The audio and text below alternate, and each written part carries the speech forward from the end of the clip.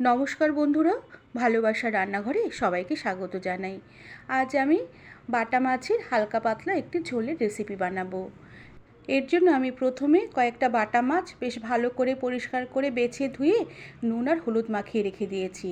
তার সাথে মাছে আমি দেবো আলু। এর জন্য কয়েক টুকরো আলু লম্বা লম্বা করে কেটে নিয়েছি, আর আলুগুলোকে কেটে জলে ভিজিয়ে রেখেছি।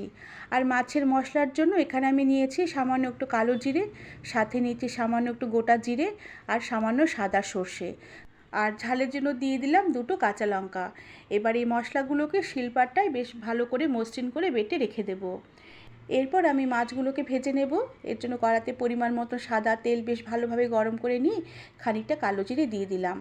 মাছ ভাজার আগে কালো জিরে ফোড়ন দিয়ে মাছ ভাজা করলে এই মাছের স্বাদ অনেকটাই বেড়ে যাবে। এরপরে নুন হলুদ মাখানো মাছগুলোকে তেলে দিয়ে দিলাম। এবার মাছগুলোকে হালকা লাল লাল করে দুপিঠ বেশ ভালো করে ভেজে নেব। তবে খুব একটা বেশি কড়া করে ভাজবো না, এগুলো একদমই তাজা মাছ। দুপিঠ হালকা লাল লাল হয়ে আসলে কড়া থেকে তেল ছেঁকে উঠিয়ে রেখে দিলাম। এরপরে পরের ক্ষেপের মাছগুলোকে দিয়ে দিলাম। এবার এই মাছগুলোকেও একটু উল্টে পাল্টে হালকা লাল করে ভেজে নেব, আর হালকা লাল লাল হয়ে আসলে কড়া থেকে তেল ছেঁকে উঠিয়ে রেখে দিলাম।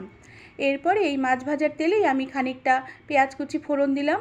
এবার পেঁয়াজ কিছুক্ষণ নেড়ে চেড়ে একটু হালকা লাল করে ভেজে নেব। পেঁয়াজ ভাজা হয়ে আসলে আমি যে কালো জিরে আর সর্ষে বেটে রেখেছিলাম সেই বাটা মশলা দিয়ে দিলাম। সাথে সামান্য একটু কাশ্মীরি লঙ্কার গুঁড়ো দিয়ে দিলাম, এতে মাছের ঝোলের কালারটা বেশ ভালো আসবে। সাথে পরিমাণ মতো নুন দিলাম আর পরিমাণ মতন হলুদ গুঁড়ো দিলাম। এবার এই মশলাগুলোকে বেশ ভালো করে কিছুক্ষণ নেড়েচেড়ে হালকা করে কষিয়ে নেব। আর মশলা কিছুক্ষণ কষিয়ে নেবার পরে কেটে রাখা আলুর টুকরোগুলোকে দিয়ে দিলাম, আর সাথে সামান্য একটু জল দিয়ে দিলাম। এবার বেশ ভালো করে কিছুক্ষণ নেড়েচেড়ে নিয়ে গ্যাসের আঁচ কম করে দিয়ে ঢাকা দিয়ে রেখে আমি কিছুক্ষণ রান্না হতে দেব। আর এভাবে কম আঁচে ঢাকা দিয়ে মশলা কষিয়ে নিলে আলুও বেশ তাড়াতাড়ি মজে আসবে, আর মশলাও বেশ ভালো করে কষানো হবে, আর মাছের ঝোলের স্বাদও বেশ ভালো হবে। আর এভাবে কিছুক্ষণ মশলা ঢাকা দিয়ে রান্না করে নেবার পরে ঢাকনা খুলে দিলাম। এরপর ভালো করে নেড়েচেড়ে আমি মশলা আলুর সাথে কষিয়ে নেব, যতক্ষণ না মশলা থেকে ভালোভাবে তেল সেপারেট হয়ে আসে। মশলার তেল বেশ সেপারেট হয়ে এসেছে।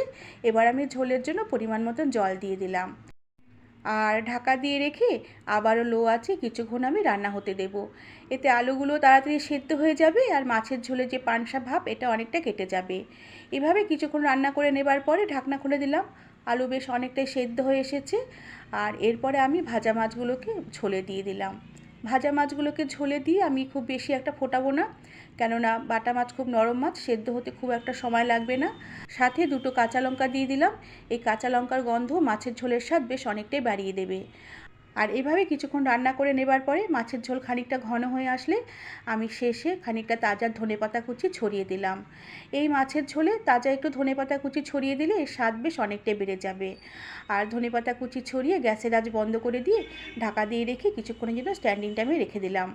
বন্ধুরা, আমার আজকের রেসিপিটি তোমাদের কেমন লাগলো আমাকে তোমরা কমেন্ট করে জানাবে।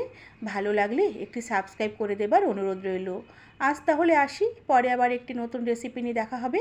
ধন্যবাদ।